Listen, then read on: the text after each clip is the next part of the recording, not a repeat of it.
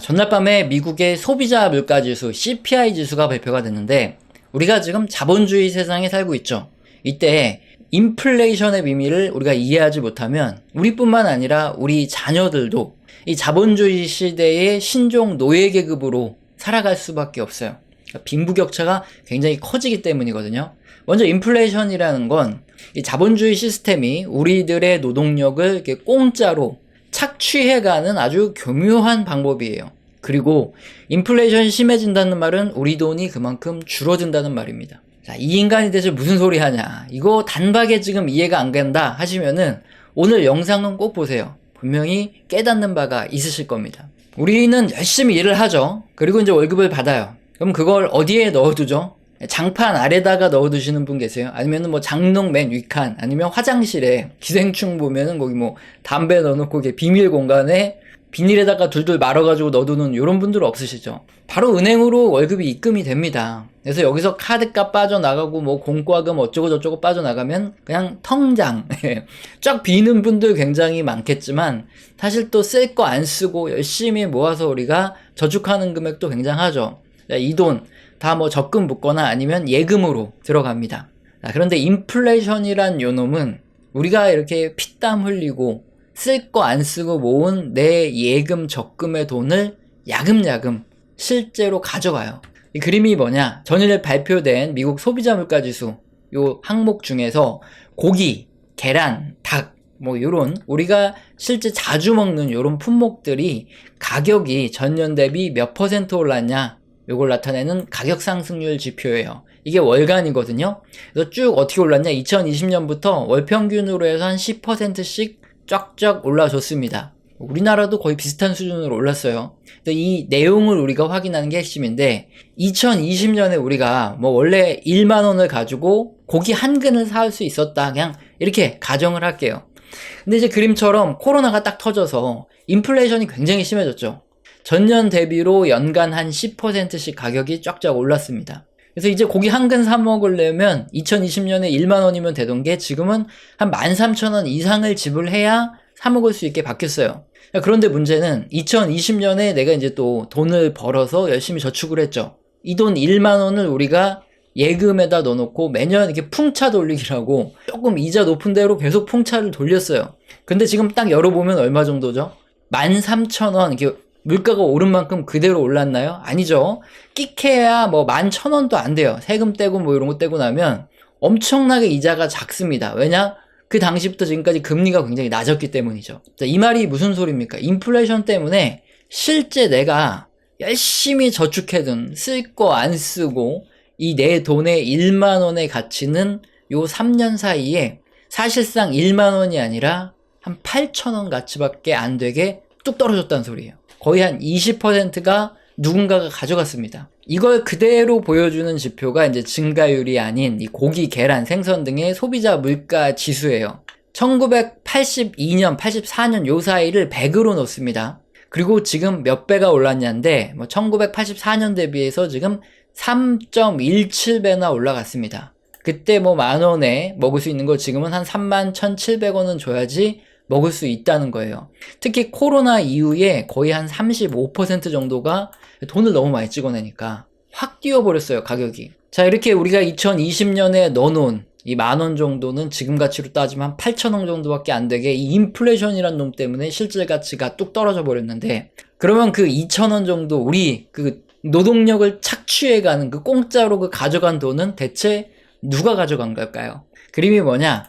미 연준의 본원 통화입니다. 중앙은행이 돈을 얼마나 많이 찍어냈느냐, 요걸 알 수 있는 지표인데, 과거 한 2000년 넘어가면서부터 이제 엄청나게 오르죠. 특히나 2008년 이후에는 정말 엄청나게 빨리 돈이 찍혀 나갑니다. 요건 뭐 미국만 그렇지 않냐? 아니에요. 우리나라 한국은행의 화폐 발행량도 똑같습니다. 쭉 올라가다가 2000년 이후, 그리고 2008년 이후에 엄청나게 많은 돈이 우리나라도 찍혔어요. 인플레이션이 발생 안 할 수가 없습니다. 우리도 그렇고 미국도 그렇고. 자, 이렇게 중앙은행이 돈을 찍어서 풀어내면 시중에 돌아다니는 현금이 늘어나겠죠. 근데 매년 생산할 수 있는 이 고기의 양, 이건 한정적인데, 화폐가 2배로 한꺼번에 늘어버리면 우리가 10,000원을 주고 이 고기 한 근 사 먹을 수 있었던 걸 20,000원 정도는 줘야지. 예, 그래야지 고기를 사 먹을 수 있다는 거죠. 이렇게 화폐 발행량이 확 늘어나게 되면 한정적인 자원의 가치가 확 높아지죠. 물론 뒤에 조금 설명드리겠지만 부동산이라든가 주식이라든가 이런 게 좀 다르게 움직이는 것들도 있어요. 특히나 이제 투자 심리라든가 이런 것들이 작용하는 것들은 또 틀리게 움직이기도 하죠. 자, 그런데 어쨌든 이렇게 우리가 잘 먹는 육류라든가 이런 것들은 어떻게 보면 약간 좀 정직하게 가격이 이렇게 쭉 올라가게 됩니다. 풀어낸 만큼. 자, 그런데 가격이 오르면 반드시 올라가는 게 있습니다. 뭐죠? 세금이 올라요. 세율이 올라간다는 게 아니라 세금은 퍼센테이지로 떼가잖아요. 뭐 부가가치세 10% 아니면 뭐 종부세 뭐 이런 거 전부 다 퍼센테이지로 떼가요. 그렇기 때문에 가격이 올라가면 그만큼 세금이 많이 거치는 거예요. 자, 고기를 생산하기 위해서 뭐 무에서 유를 창조할 때는 무조건 다 세금이죠. 사료를 매겨야 되고 뭐 농민들이 농사를 지어서 어떤 이익이 발생하면 거기서 퍼센테이지로 세금을 가져가요. 이때 고깃값이 과거 뭐 한 근에 10,000원에서 지금 뭐 30,000원으로 이렇게 1984년 이후에 이렇게 쭉 올랐다면 똑같은 세율을 적용한다 그래도 걷어들이는 세금은 거의 한 3배 이상 똑같이 많아졌다는 거예요. 사실상 그 세금이 누구한테 다 착취가 된 거냐? 우리 같은 사람들한테 다 착취, 인플레이션이란 놈이 알게 모르게 그렇게 우리 돈의 가치를 낮춰가면서 어쨌든 그 노동 총량을 가져가고 돈을 뺏어간 거예요. 반대로 이렇게 정부처럼 국채를 발행했다. 돈을 빌린 사람 입장에서는 인플레이션이 발생하면 돈을 갚을 부담이 적어져요. 정부가 40년 전에 발행한 1조 원짜리 국채가 이렇게 발행이 됐다. 그럼 이거 원금 갚으려고 그러면 실질적인 가치, 얘들은 세금을 퍼센테이지로 훨씬 더 많이 떼어가니까 실질적인 가치는 3,300억 이하가 돼버리는 거죠. 자, 이렇게 인플레이션이 심해지면 심해질수록 정부에서는 세금을 더 많이 걷어가기 때문에 과거에 발행했던 국채 이런 거 갚기가 굉장히 수월해지죠. 반대로 우리처럼 이렇게 열심히 돈을 모아놓고 이런 사람들은 실질적인 구매력이 떨어지고 가치가 떨어지면서 이 돈을 다 정부에다가 갖다 바치기 때문에 이게 자본주의가 돌아가는 시스템이에요. 자, 인플레이션이란 놈 진짜 교묘하죠. 그래서 인플레이션이 심해지면 어떻다? 우리의 노동력 착취가 심해진 거고 실질적으로 우리가 가지고 있는 돈의 가치는 줄어든다. 이렇게 보시면 된다는 겁니다. 이게 문제예요. 이런 자본주의의 인플레이션 구조 때문에 우리는 매년 더 열심히 더 모으고 더 열심히 일해도 과거만큼 똑같은 생활을 유지하기도 힘들어지는 거예요. 그러니까 혼자 외벌이 하다가 맞벌이 해야 되고 그래도 인플레이션이 심해지니까 점점 더 생활이 어려워지는 겁니다. 반면에 자본가들은 오히려 돈을 버니까 이렇게 빈부격차가 심해지는 거죠. 그래서 자본주의 체제에서 핵심은 뭡니까? 인플레이션과 어떻게 싸워 이겨내느냐. 우리가 자본가가 되고 그 돈을 착취당하는 게 아니라 돈을 오히려 그 돈을 벌어가는 거냐. 우리가 아니면 반대로 돈을 열심히 모아서 저축하면서 그 돈을 착취당하고 노동력만 뺏겨가는 거냐.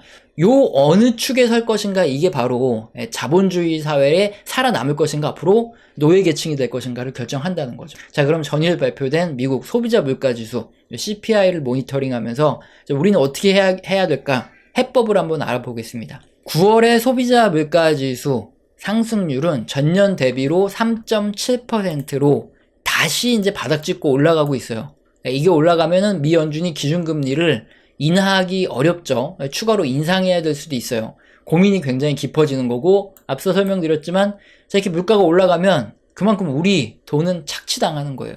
굉장히 안 좋은 소리입니다. 이게 물가가 다 잡혀가고 있다 생각했는데 다시 또 올라가고 있는 거죠. 자, 그러면 식품과 에너지, 이게 변동성이 큰 품목을 제외한 근원 소비자 물가, 요건 어떠냐? 4.3% 증가로 이제 떨어지고는 있어요. 자, 그러면 이거 인플레이션이 잡혀가는 거 아니냐, 이게 중요한 거니까 그렇게 생각할 수 있는데 문제가 있죠. 자, 이번 소비자 물가지수, 이 헤드라인 물가, 전체 소비자 물가지수의 상승이 바로 에너지 물가 때문이라는 거예요. 여기 소비자 물가지수 항목 중에서 에너지 물가지수를 보면 뚝 떨어져 내리다가 다시 반등해서 올라가고 있습니다. 이유가 뭐죠? 국제유가가 올라가고 있기 때문에 그래요. 에너지 물가지수는 이 국제유가의 한 달 정도 후행합니다. 왜냐? 소비자 물가지수라는 게 뭐 요번 달 평균 내서 다음 달에 발표되잖아요. 그렇기 때문에 국제유가가 당연히 한 달 정도 빨리 갑니다. 근데 국제유가가 계속 올라가고 있기 때문에 다음 달에도 에너지 물가지수는 올라갈 수밖에 없어요. 자, 그러면 소비자 물가지수가 지금 3.7% 상승했는데 다음 달엔 당연히 좀 더 올라갈 수 있는 거죠. 그리고 근원 소비자 물가지수도 마찬가지입니다. 이 식품과 에너지를 제외한 품목들의 물가이긴 하지만 우리 에너지라는 게 어떻습니까? 올라가면 운송비 올라가고 기계 가동비 올라가고 뭐 여러 가지 전부 다 직간접적으로 끌어올려요. 그렇기 때문에 좀 천천히 반영되죠. 그래서 다음 발표되는 근원 소비자 물가도 뚝 더 떨어지는 게 아니라 이제 4% 밑으로 내려가지 못하고 횡보한다거나 재수없으면 이게 다시 올라갈 수 있어요. 그러면은 잘못하면은 미연준 기준금리가 앞으로 추가로 더 많이 올라갈 수도 있는 겁니다. 자, 그런데 긍정적인 부분도 있어요. 인플레이션이 심해질 때 예금을 해놓잖아요. 근데 예금 금리가 더 높아지면 어떻게 되겠습니까? 인플레이션이 3%인데 예금 금리가 5%다. 우리 입장에서는 훨씬 좋은 거예요. 지금 약간 그렇죠. 소비자 물가지수 증가율이 3.7%인데 기준금리가 이제 5.5% 하면서 예금금리도 미국은 한 5% 나오죠. 그러니까 지금 인플레이션율보다 당장은 기준금리가 높아요. 자, 그러면은 이게 어느 정도 해지가 되는 거죠. 그럼 사람들의 입장에서는 훨씬 좋은데 문제는 뭐냐? 한창 소비자 물가가 쫙쫙 오르던 2020년부터 2023년 요 사이에 거의 10% 가깝게 이게 쫙쫙 올라가 있는 한창 피크를 찍고 올라가던 때에는 사실상 이제 기준금리가 1%, 2%, 3% 이렇게 너무 천천히 올랐다는 거예요. 같이 이렇게 쫙 올라졌어야 한꺼번에. 그래야지 지금 사람들이 실질적으로 구매력도 높고 그랬을 텐데 금리가 늦게 올라졌죠. 그러니까 당분간 사람들 어떻습니까? 실질적인 가처분 소득이라 그래요. 진짜 내가 돈을 버는 금액 대비 인플레이션이 너무 높아서 실제 가처분 소득은 그렇게 높게 올라가지 않은 이런 상황이란 뜻입니다. 그럼 2020년에 잠깐 가처분 소득이 올라간 건 뭐죠? 정부에서 코로나 보조금을 줘서 이게 일시적으로 가처분 소득이 높아졌었던 거고 실제 가처분 소득은 그냥 횡보하고 있어요. 그러니까 인플레이션이 우리 임금보다도 훨씬 빨리 늘었고 우리가 저축해둔 그 이자보다도 훨씬 더 빨리 늘어났기 때문에 실제적으로 쓸 수 있는 돈이 많지 않아요. 구매력이 굉장히 낮아질 수밖에 없는 이런 상황이고 당분간 갑자기 구매력이 증가한다? 요거는 쉽진 않죠.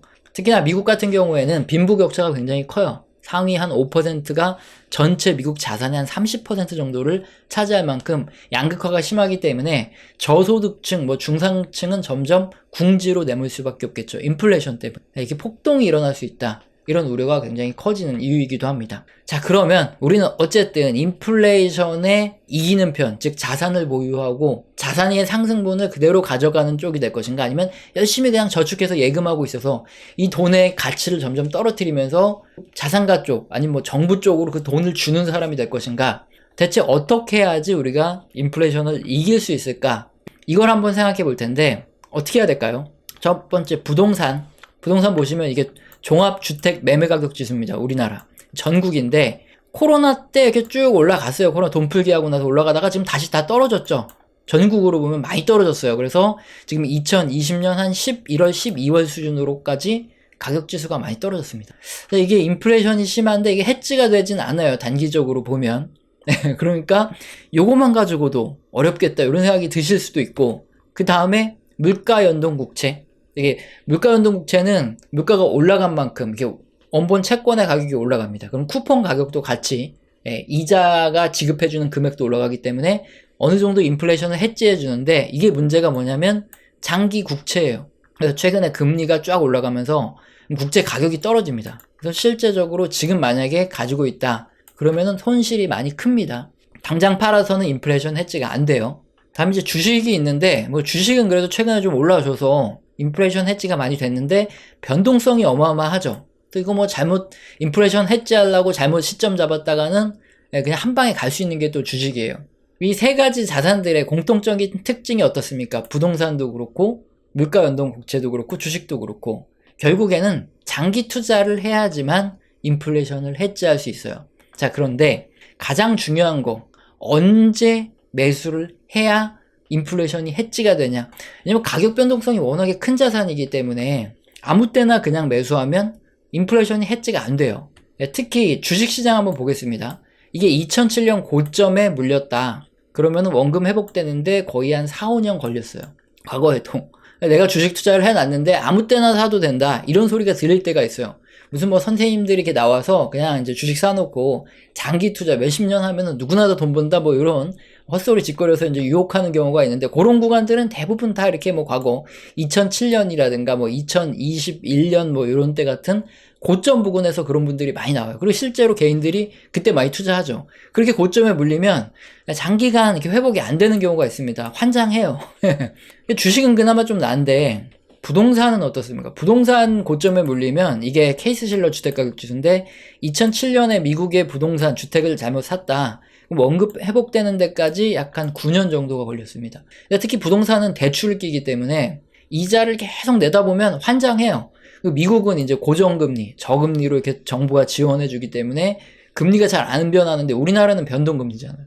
우리나라 금리 내다 보면은 한 10년 동안 이제 회복 안 되고 그러면 정말로 환장하는 경우가 있습니다. 그리고 채권도 마찬가지입니다. 채권 가격이 이렇게 폭락했을 때 사야, 이게 장기적으로 가면 이게 다 회복이 되거든요. 나중에 원금이 딱 되버리기 때문에 결국은 부동산이건 장기 국채건 주식이건 폭락했을 때 사야 인플레이션 해지가 되는 거예요. 그러면 폭락했을 땐 언제입니까? 부동산 좋다 사야 된다 이럴 때가 폭락했을 때예요? 아니면 이제 부동산 투자하면은 일본처럼 장기로 이제 폭락해가지고 잃어버린 30년 온다, 너 이제 절대 돈 못 번다, 뭐 이런 얘기 나올 때가 폭락한 시점입니까? 그런 얘기 나올 때 사야 돼요. 주식시장도 마찬가지입니다. 주식 막 불타오르고 지금 뭐 앞으로 더 간다 이럴 때 사면은 이거 고점이에요. 뭐 유튜브에서 무슨 뭐 전문가분들 나와서 뭐 난리치고 이러면은 이거 진짜 고점이고, 뭐 곡소리 나고 뭐 한강 가고 어쩌고 저쩌고 그런 시점 잘 기다려서 사야 저점이에요. 그때 사야지 인플레이션 해지가 되는 겁니다. 지금은 솔직히 좀 그런 시점들은 다 아니죠. 장기 국채는 그나마 많이 좀 빠졌으니까 지금은 그래도 장기 국채는 괜찮은데, 이 나머지 자산들, 부동산도 그렇고 주식도 그렇고 지금 폭락했을 때 나타나는 징후들이 아니에요. 그렇기 때문에 이렇게 장기적으로 인플레이션 구조를 봤을 때 어떻게 대응해야 되는지 이런 것들 좀 길게 생각해야지 답이 나온다는 겁니다. 우리 채널에서도 주식시장에 대해서 설명드리고 있는데, 다수 경제지표를 봤을 때 경기 둔화 신호들이 막 나오고 있어요. 경기 둔화가 전부 다 나오면 이제 침체까지도 이어집니다. 그럼 주식시장도 폭락할 수 있고 굉장히 위험한 구간이기 때문에 좀 주의를 해야 된다, 계속 말씀드리고 있죠. 부동산이건 주식이건 장기 국채건 인플레이션을 해지하려면 어쨌든 폭락했을 때 사야, 곡소리가 났을 때 사야 그게 해지가 되는 거지, 무턱대고 아무 때나 사면 해지 잘 안 된다. 이건 꼭 기억을 해 두세요. 자, 이런 말씀 드리면 우리들은 이제 수십 년 동안 학교에서 주입식 교육을 받았죠. 일제식 교육. 그래서 맨날 뭐 하는 게 뭡니까? 결론이 뭐냐, 뭐 요약해서 이런다는 소리네 하면서 그냥 뭐 결론 보고 요약하고 지 혼자 대충 생각해서 상상해서 넘어가요. 이걸 제대로 이해하고 받아들이지 않으면 뭐 다 아는 소리하고 자빠졌네, 뭐 세상 다 통달한 것 같은 요런 소리를 하는 분들이, 실제 그런 분들 계좌 열어보면은 계좌 시궁창이에요. 뭐 제대로 하지도 않습니다. 제대로 종목 선정도 잘 못하고. 오늘 말씀드린 이 자본주의 체제의 인플레이션도 마찬가지입니다. 깊게 한번 생각하고 고민해 보셔야 될 문제예요. 실제로 우리가 어떻게 하는 게 인플레이션을 이길 수 있는 방법인가, 이런 거 잘 고민하고 언제 투자를 하고 어떻게 대응을 해야 되는지 꼭 생각해 보시고 고민하시고, 또 우리 자녀분들한테 꼭 알려주지 않으면 안 되는 문제거든요. 자녀분들 나중에 이런 거 모르면은 그냥 자본주의의 신종 노예로 그냥 살 수밖에 없는 문제니까, 실제 구매력의 차이 때문에 발생하는 가치가 증발하는 문제, 이게 누구한테로 가는지 꼭 기억을 하고 알려주시길 바랍니다. 자, 도움이 되셨길 바라고요. 우리 채널에서는 영상 시청하시고 도움되셔서 후원 주신 감사하신 분들이 계십니다. 제가 뭐 말로만 감사합니다 때우지 않죠. 한 달 교육을 진행해드리고 매주 진행하고 있어요. 여기서는 거시경제의 흐름뿐만 아니라 각 산업의 사이클, 그리고 함께 산업과 움직이는 그 업황에 움직이는 종목 기업들에 대한 얘기도 나오죠. 공개된 영상에서 하기 힘든 소통을 하고 있기 때문에 영상 하단에 설명란 꼭 읽어보시고, 아, 내가 해당된다 하시면 메일 주시길 바랍니다. 그리고 영상 맨 마지막에는 우리 채널에서 제가 과거에 어떤 얘기를 했고 지금 어떤 의견을 가지고 어떻게 전망을 하고 있다, 이런 것들 나오니까 꼭 참고하시길 바랍니다. 우리 피셔 인베스트 채널의 흑역사를 먼저 짚고 가죠. 그리고 지금 어떤 의견을 내고 있는지, 과거에는 어떻게 의견을 냈었는지, 이런 거 항상 증거 영상도 계속 올려드리는데 귀찮아요. 그래서 그냥 바로 설명을 드릴게요. 우리 엔비디아의 차트가 바로 우리 흑역사를 그대로 증명합니다. 제가 2019년에 유튜브를 시작했는데 2019년 말에 60% 채권을 가지고 있어라 이렇게 얘기했다가 엄청나게 욕을 먹었어요. 비아냥을 거의 한 2020년 3월 코로나 터지기 직전까지 들었습니다. 그랬는데 다행히 현금 갖고 있다가 저점 매수 이제 해야 된다. 우리 현금 갖고 있으니까 이 얘기했다가 블렌집에 부채질 하냐 이러면서 어마어마하게 쌍욕을 먹었어요. 아니 그러면 이게 맞춘 거잖아요. 그럼 이제 경제 채널에서 뭐 와 이러면서 성지순례 어쩌고저쩌고 하면서 구독자가 늘어야 되잖아요. 근데 구독자가 안 늘어요.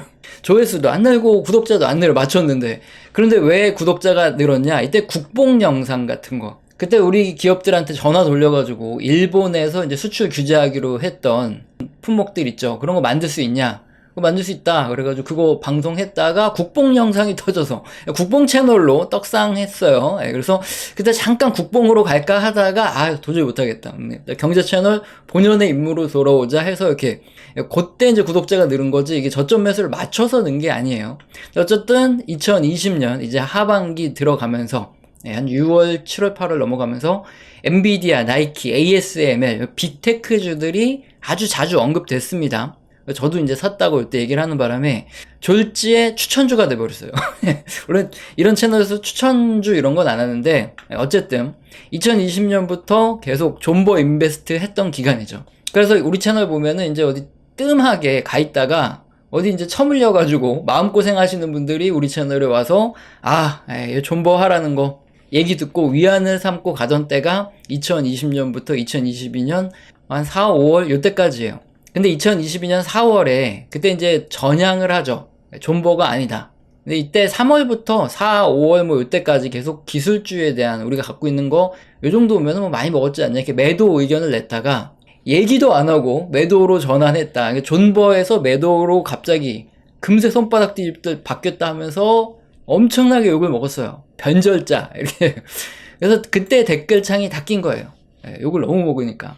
자, 그렇게 이제 매도를 해야 되는데, 문제는 제가 분할 매도를 하는 바람에, 2022년 5월 이후에 급락을 했어요, 기술주들이. 그래서 못 팔고 물렸습니다. 그래서 2022년 내내 영상 보시면은 2023년쯤에, 초쯤에 아마 뭐 기준금리 인상 중단 얘기 나오고, 뭐 그러면서 반등이 있을 것이다. 그때 팔자.